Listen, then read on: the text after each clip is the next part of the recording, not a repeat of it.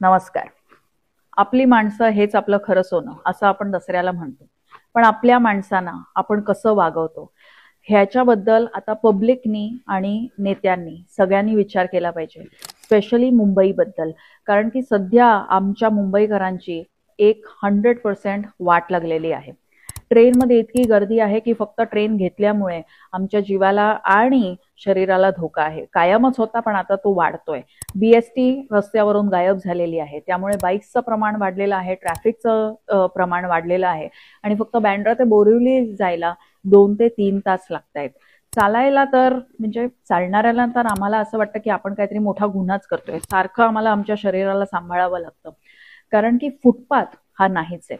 जेव्हा ट्रेनमध्ये प्रवास करणं सोयीचं होत नाही, गाडीतून प्रवास करणं सोयीचं होत नाही, चालायचं सोयीचं होत नाही, तेव्हा या सगळ्या गोष्टींमुळे लोकांची प्रकृती बिघडते. प्रकृती बिघडते म्हणजे काय?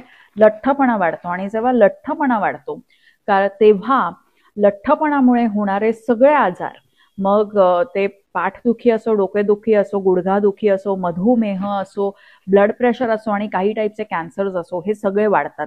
जेव्हा पब्लिक हेल्थ जाते तेव्हा विकसित भारत, महाराष्ट्र, मुंबई ह्याच्यासाठी जो हातभार पब्लिकचा लागला पाहिजे फायनान्शियल कॅपिटल मधून, तो लागत नाही.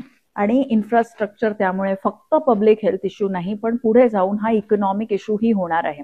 हे आता बदललं पाहिजे. आमच्या संवेदना तुमच्यापर्यंत पोहोचतायत का नाही हे आता आम्हाला कळलं पाहिजे. आणि कुठच्या तरी पक्षाने, कोणत्या तरी नेत्याने आता ह्या गोष्टींना वॉर फुटिंग वरती घेऊन मुंबईची परिस्थिती सुधारली पाहिजे. तुम्ही बघा की ब्रिटिशांनी गुलामासाठी बनवलेली मुंबई म्हणजे साऊथ मुंबई, ती आजही जास्ती चांगली आहे ऍज कम्पेअर्ड टू आपण आपल्या नागरिकांसाठी बनवलेल्या मुंबईपेक्षा.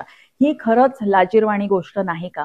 आपण सगळीकडे फुटपाथ का ऍक्सेसिबल करू शकत नाही? आपण सगळीकडे चांगलं इन्फ्रास्ट्रक्चर का करू शकत नाही? आमच्याकडे नेते चांगले आहेत, आमच्याकडे ऑफिसर्स चांगले आहेत, आम्ही पब्लिक पण एकदम चांगले आहेत.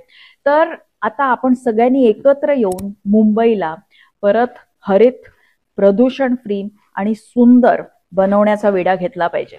जय हिंद, जय महाराष्ट्र.